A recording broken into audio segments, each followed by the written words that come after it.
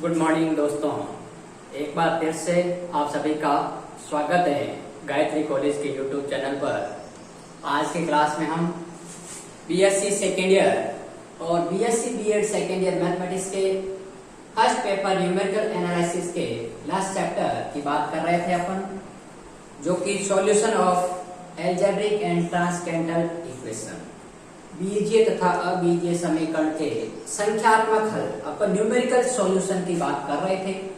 उसके अंतर्गत अपन ने डिस्कस किया था, फर्स्टली जो मेथड डिस्कस किया था वो था रेगुलर फॉल्सिंग मेथड या मेथड ऑफ फॉल्स पोजीशन। उसके अंतर्गत अपन ने बताया था कि कोई अपन एक ऐसा इंटरवल लेते हैं जिस पर एक पॉइंट पर वैल्यू फंक्शन की नेगेटिव देता है और दूसरे पॉइंट पर फंक्शन की वैल्यू पॉजिटिव देता है, और उसका मैंने सिग्निफिकेंस की बताया था कि वो दोनों वैल्यू इस प्रकार अपन सेलेक्ट करते हैं ताकि इसका जो रूट है, रूट का मतलब क्या है कि वो उस समीकरण का हल होगा, और हल कब होगा जब उस पॉइंट पर उस फंक्शन की वैल्यू 0 आ जाए। तो एक समय आपके पास में पॉइंट ऐसा है जिस पर वैल्यू नेगेटिव है और दूसरे पॉइंट पर वैल्यू पॉजिटिव है, तो एक पॉइंट उसके मध्य में ऐसा जरूर होगा जहां पर फंक्शन है वो x एक्सिस को कट करेगी, अर्थात उस पर उसका f ऑफ x का मान 0 हो जाएगा। वही पॉइंट अपन को ज्ञात करना था। फिर भी मैंने रिवाइज कर दिया, मैं पहले बता चुका हूं। कल के लेक्चर में भी अपन ने जो क्वेश्चन सॉल्व आउट किया था वो एक क्या था, एल्जेब्रिक इक्वेशन थी। क्या थी? बीजीय समीकरण थी, जिसमें मैंने आपको शायद सॉल्व करवाया होगा, मेरे को कंफर्म तो याद नहीं है, लेकिन फिर भी ऐसा कुछ समीकरण था। अब ये बीजीय समीकरण है जिसको अपन हिट एंड ट्रायल मेथड से भी सॉल्व कर सकते हैं और कार्डन मेथड से भी सॉल्व कर सकते हैं, जिसको अपन ने एल्जेब्रा में सॉल्व किया था। लेकिन जब ये तो बीजीय समीकरण था, जब अबीजीय समीकरण आ जाता है तो अबीजीय समीकरण पहले तो कहते हैं किसे, तो मैं फर्स्ट लेक्चर में बता चुका हूं कि ऐसा समीकरण जिसमें जो एल्जेब्रिक टर्म है x, इसके अलावा अन्य फलन जैसे trigonometric function, inverse trigonometric function, logarithmic function, exponential function, मतलब cos x, sin x, log x, e to the power x, ऐसे कुछ फंक्शन आ जाते हैं तो उस प्रकार के समीकरण को अपन क्या कहते हैं, ट्रांसकेंडल इक्वेशन या अबीजीय समीकरण। और उसका हल अपन केवल और केवल किससे निकाल सकते हैं, न्यूमेरिकल मेथड्स की सहायता से उसका न्यूमेरिकल सॉल्यूशन फाइंड आउट कर सकते हैं। तो कल तो अपन ने बीजीय समीकरण की बात की थी, आज अपना जो इक्वेशन है वो अबीजीय समीकरण है जिसका सॉल्यूशन अपन निकालेंगे by method of false position या रेगुलर फॉल्सिंग मेथड। अब देखिए, कल के प्रोसीजर की तरह प्रोसीजर सब में एक ही है, बस आपको मैं बता देता हूं कि न्यूमेरिकल एनालिसिस के पेपर में आपको यूनिवर्सिटी का जब पेपर होता है तो उसमें आपको केएलसी ले जाना अनिवार्य है। केएलसी ले जाना आपके अनुमति है, कैलकुलेटर, और वो भी साइंटिफिक, क्योंकि इस आपके पास में पेपर के अंतर्गत अपने ट्रिगोनोमेट्रिक फंक्शन भी यूज होंगे, लॉगरिथमिक फंक्शन भी यूज होंगे, तो उसकी वैल्यू अपन याद नहीं रख पाते इतनी, तो इसके लिए आपको एग्जाम में साइंटिफिक कैलकुलेटर अलाउ है और उसी की सहायता से इस प्रकार के क्वेश्चन को अपन सॉल्व कर सकते हैं, वरना साइंटिफिक कैलकुलेटर के बिना इस क्वेश्चन को अपन सॉल्व आउट नहीं कर पाएंगे, क्योंकि मैं अभी बताऊंगा कि अपन को कहाँ जरूरत पड़ेगी। एल्जेब्रिक में फिर भी अपन गुणा भाग कर सकते हैं कैलकुलेटर के बिना, लेकिन अपन को कॉस की वैल्यू पता ही नहीं है कि 0.3 की वैल्यू क्या होती है, कॉस 710 की वैल्यू क्या होती है। जो स्टैंडर्ड है उसकी तो अपन पता कर सकते हैं, लेकिन जो स्टैंडर्ड है ही नहीं उसकी वैल्यू कैसे पता करें, तो उसके लिए अपन को साइंटिफिक केएलसी ले जाना पड़ेगा। अब मेरी बात सुनो, उसके बाद में जो अपना मेन पॉइंट है, जिसके पास साइंटिफिक कैलकुलेटर है उसको मैं बता देता हूं कि आपका जो कैलकुलेटर का मोड है वो आपके पास में रेडियन में होना जरूरी है। 3 मोड दे रखे हैं, एक नॉर्मल है, एक डिग्री में है, एक रेडियन में। आपके जो अपन मैं यहाँ वैल्यू चूज करूंगा वो रेडियन में चूज करूंगा। क्यों करूंगा? क्योंकि इसके साथ में मेरा x भी आ रहा है और x की वैल्यू अपन 1 रखते हैं, 1.2 रखते हैं, वो क्या है, रियल वैल्यू। और रियल वैल्यू किसके बराबर होती है, रेडियल वैल्यू के बराबर होती है। आपने 11th क्लास में पढ़ा होगा, ठीक है, कि जो आपके पास में रेडियन की वैल्यू आती है वो सेट ऑफ रियल नंबर से भी आती है। कभी मेरे को टाइम होगा तो मैं ये भी बता देता हूं कि रेडियन है वो आपके पास में रियल नंबर से कैसे बराबर होता है, ठीक है, कभी बात करेंगे अपन। तो हमेशा आपको केएलसी का जो मोड रखना है वो हमेशा आपको रेडियन में रखना है। यदि डिग्री में रखोगे तो आपका आंसर रॉन्ग आ जाएगा। ठीक है, तो सबसे पहले बात याद रखना है कि आपको केएलसी का मोड है वो रेडियन में रखना है। अब अपन क्वेश्चन स्टार्ट करते हैं। तो देखिए क्वेश्चन के अपन सॉल्यूशन की बात करें तो सबसे पहले अपन क्या करेंगे, लेट फंक्शन मान लेते हैं, इक्वेशन मान लेते हैं एफ ऑफ एक्स बराबर एक्स ई की power x minus cos of x. ये हो गया 0, इसको मैंने समीकरण मान लिया फर्स्ट। अरे भाई ये इधर है तो इधर आएगा तो नेगेटिव हो जाएगा। अब मुझे क्या करना है, सबसे पहले मुझे एक ऐसा इंटरवल लेना है, तो वैल्यू चूज करनी है x1 और x2 जिसके मध्य में वो उसका रूट लाइज करेगा। ठीक है, तो सबसे पहले अपन को निकालना है to find x1 and x2। Procedure वही है। अब x1 और x2 कैसे प्रूव करेंगे, हिट एंड ट्रायल मेथड से वैल्यू रख रख के चेक करेंगे। सबसे पहले मैं x का मान रखता हूं 1, तो x का मान यदि मैं 1 रखता हूं तो क्या होगा 1 इंटू ई की पावर 1 माइनस कॉस ऑफ 1।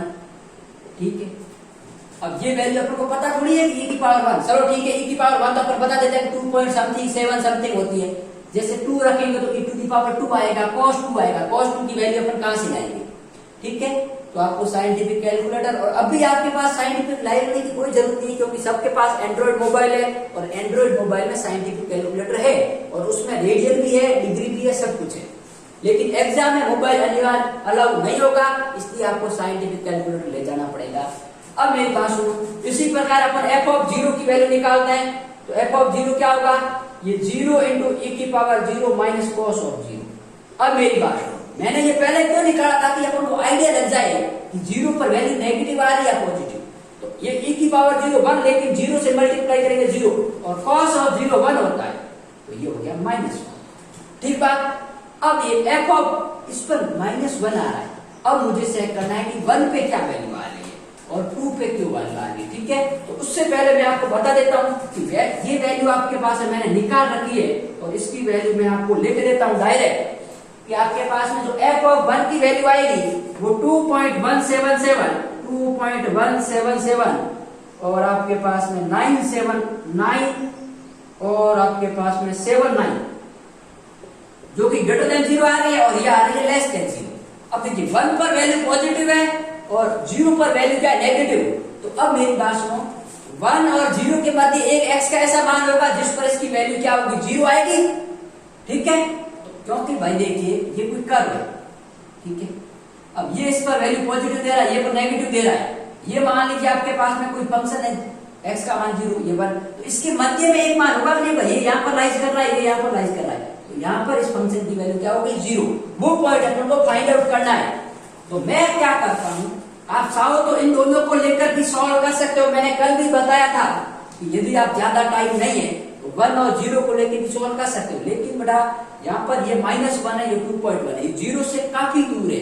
अपन को दो वैल्यू ऐसी लेनी है जो कि 0 के जस्ट नजदीक हो, नहीं तो इसमें अपन को अप्रोक्सीमेशन ज्यादा लगाने पड़ेंगे। तो मैं वैल्यू निकालता हूं 0.5 की। तो देखिए अपन वैल्यू निकालते हैं f ऑफ 0.5 की, तो क्या होगा 0.5 इंटू ई की पावर 0.5 माइनस कॉस ऑफ 0.5। ठीक है, तो यहां पर आपके पास वैल्यू आएगी जो आएगी -0.05 और आपके पास में 3221 आपके पास में वैल्यू आएगी जो कि लेस देन 0 है। अब देखिए इसको तो अपन रिजेक्ट कर देंगे क्योंकि ये -1 है, ये माइनस से छोटी, ये 0 के नजदीक, ये ज्यादा है, तो इसको हटा देते हैं। अब अपन चेक करते हैं कि एक और वैल्यू ताकि वो 0 से ज्यादा पॉजिटिव आ जाए। तो मैं f ऑफ 0.6 चेक करता हूं, तो 0.6 की निकाल देता आपके पास 0.6 इंटू ई की पावर 0.6 माइनस कॉस ऑफ 0.6 बराबर क्या वैल्यू देता है, देखिए 0.267935। क्योंकि मैं बता देता हूं भाई ये वैल्यू ना तो मैं याद रख सकता हूं ना आप याद रख सकते हैं, आपको कैलकुलेटर से सॉल्व करना पड़ेगा वरना कोई तरीका नहीं है आपके पास में। अब मेरी बात सुनो, 0.6 पर वैल्यू पॉजिटिव आ रही है, मतलब 0 से थोड़ा सा बड़ा और इससे 0 से छोटा, तो 0.5 और 0.6 के बीच में इसका आंसर होगा। 0.556 हो सकता है, कुछ भी हो सकता है, लेकिन उस पर उसकी वैल्यू क्या होगी, 0 होगी। ठीक है, तो अब मैं क्या करता हूं, अपन पॉइंट चूज करते हैं। तो देखिए सबसे पहले अपन को चूज करना है, चूजिंग x1 बराबर 0.5, मैं क्या करता हूं, नेगेटिव को पहले ले लेता हूं, एंड x2 बराबर आपके पास में 0.6। तो f ऑफ x1 क्या है भाई आपके पास में, f ऑफ x1 है -0.0532221 एंड f ऑफ x2 है आपके पास में 0.267935। सच दैट अपन क्या कह सकते हैं कि आपके पास में, मैंने कहा था दोनों का जो मल्टीप्लीकेशन है फंक्शन का वो लेस देन 0 आना चाहिए। आ गया। अब अपन क्या करेंगे, रेगुलर काल्सी मेथड अप्लाई करेंगे। यहां तक अपना काम सबको सेम करना है। पहले वो दो वैल्यू निकालनी है x1 और x2 की, जिस पर एक पर वैल्यू नेगेटिव आ रही हो फंक्शन की और दूसरे पर पॉजिटिव, ताकि जो अपना रूट है वो उन दोनों के मध्य लाइज करे। ठीक है, अब मैं निकालता हूं, देखिए first approximate root, first approximate root by regular falsely method.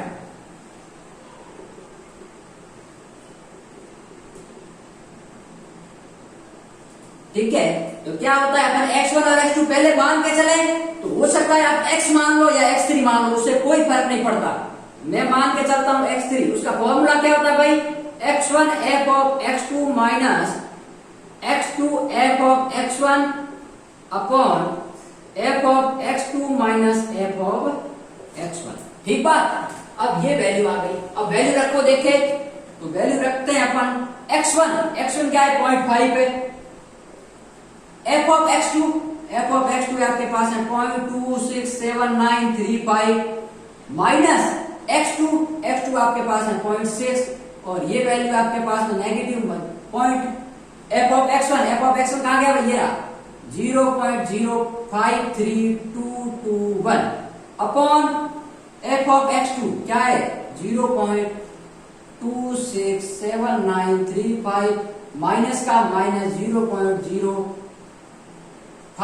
Sorry f of x1 0.53221। ठीक है, देख लेते हैं एक बार वैल्यू आपके पास में यही वैल्यू है।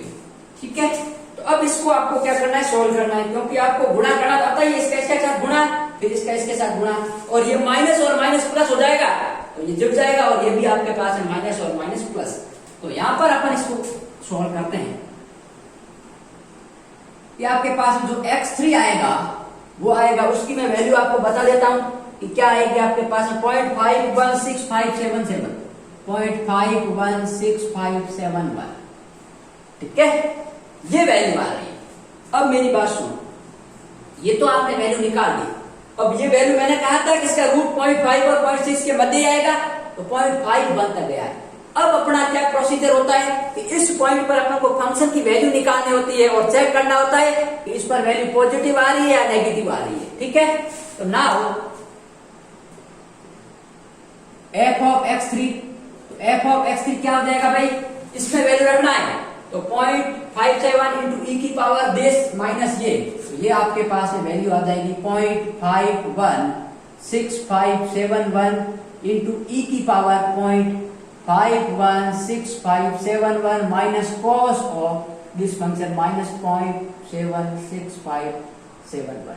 तो इसका जो आंसर आएगा वो आपको मैं बता देता हूं कि आपके पास आएगा माइनस का 0.0031366505, जो कि लेस देन क्या है 0। अब मैंने कहा था कि जो अपना नया रूट आ रहा है, यदि वो नेगेटिव आ रहा है तो वो पहले वाले नेगेटिव वैल्यू को रिप्लेस करेगा, और पॉजिटिव आ रहा है तो पहले वाले पॉजिटिव वैल्यू को रिप्लेस करेगा। ठीक है, तो अगेन अब मैं वापस अपन को क्या करना है, चूज करना है। अगेन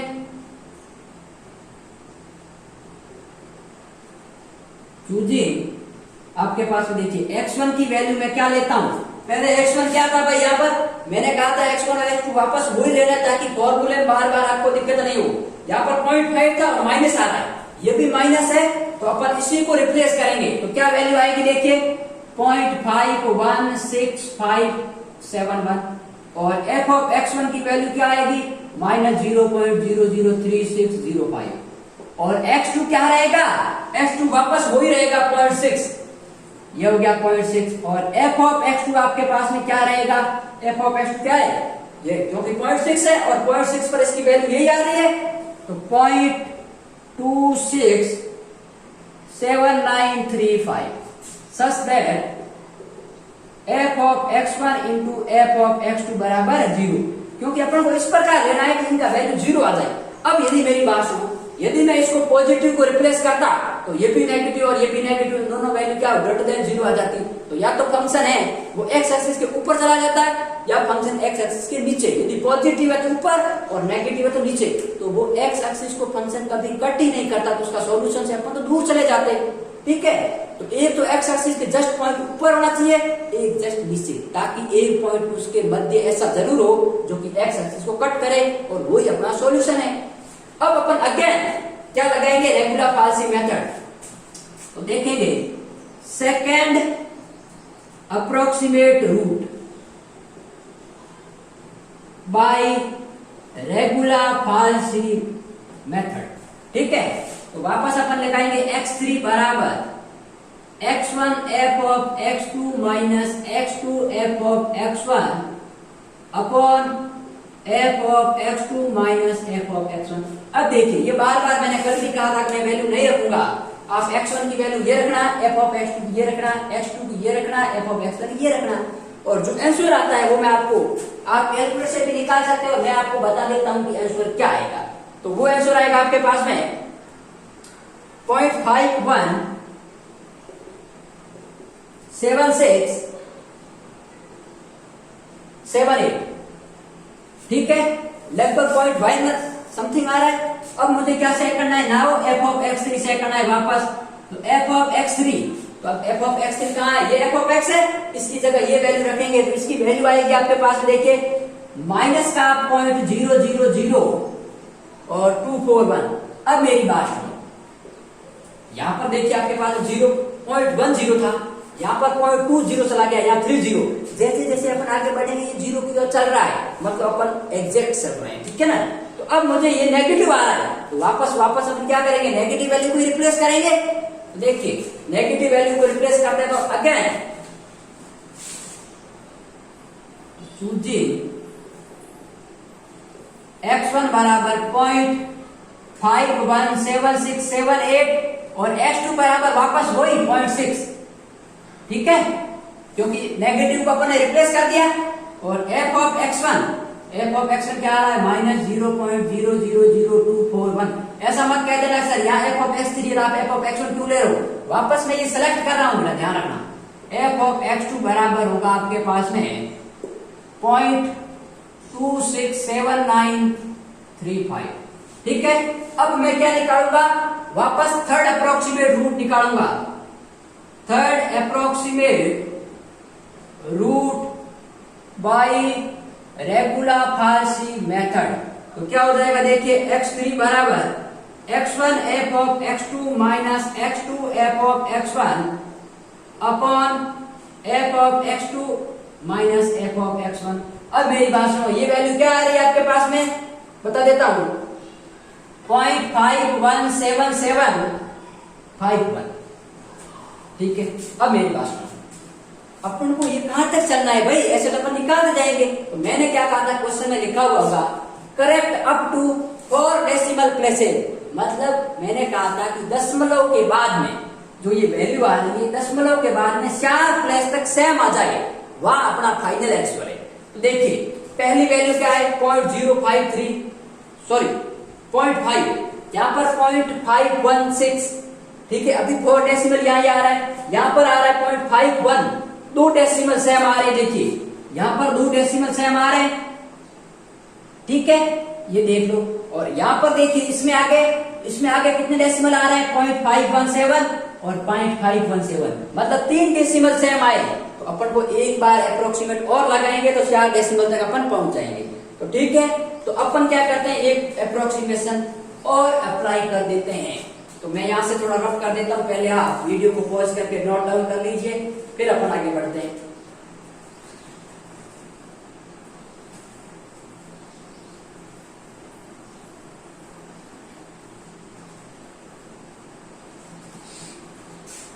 है। अब मेरे पहले सबसे पहले एफ ऑफ x3 सेट करेंगे कि वो पॉजिटिव आ रहा है नेगेटिव। तो नाउ एफ ऑफ x3, ठीक है। तो क्या करेंगे, अभी मैं फंक्शन ये था, फंक्शन क्या था आपके पास में, एफ ऑफ x बराबर x e की power x minus cos of x बराबर 0। इसमें रखना ये x की जगह आपके पास में ये, तो ये वैल्यू आपके पास में देगा माइनस का 0.000, एक और 0 आ गया और 19। अब देखो मैंने कहा था ना इसके यहाँ पर 3 0 आ रहे हैं, यहाँ पर इसके 4 0 आ गए और 0 के करीबन बढ़ रहा है, ठीक है। तो अपन कह सकते हैं कि ये नेगेटिव आ रहा है, तो वापस अपन नेगेटिव को रिप्लेस करेंगे। तो अगेन चूजिंग, एक बार अपन को अप्रोक्सीमेशन और लगाना पड़ेगा। अगेन चूजिंग x1 बराबर क्या सेलेक्ट करेंगे, यही, क्योंकि अपन नेगेटिव और नेगेटिव इसमें x1 ही है। यदि अपन पॉजिटिव आता तो इसको x2 को हटा दें, तो 0.517751 और x2 बराबर है 0.6, ठीक है। और f ऑफ x1 क्या होगा, इस पर पॉइंट की value minus 0.00019 and f of x2 आपके पास में क्या आ रहा है, f ऑफ x2 भाई 0.267935, सच दैट अपन कह सकते हैं कि जो f of x1 into f of x2 है less than 0।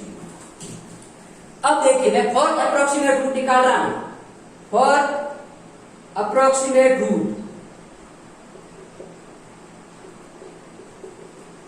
Bye regular parsing method, ठीक है। तो x3 का मान क्या आ जाएगा, x1 f of x2 minus x2 f of x1 upon f of x2 minus f of x1। ये value आपके पास में कुछ इस प्रकार देगा, देखिए 0.517756। अब मेरी बात सुनो, ये वैल्यू अपने क्या थी, ये वैल्यू थी आपके पास में 0.5177 और ये भी 0.5177, 4 दशमलव तक पॉइंट के बाद में 4 स्थान, 1 स्थान, 2 स्थान, 3 स्थान, 4 स्थान तक सेम आ रहा है और 5वां भी सेम आ गया, देखिए 5वां भी सेम आ गया। तो ये अपना क्या है, करेक्ट रूट है। और इस पर की फंक्शन की वैल्यू निकालोगे तो लगभग आपके पास में 0.00000 और 1 समथिंग आएगी, तो ये लगभग 0 के बराबर है, ठीक है। तो ये अपना क्या है, फाइनल रूट है। तो यहां पर अपन लिख देंगे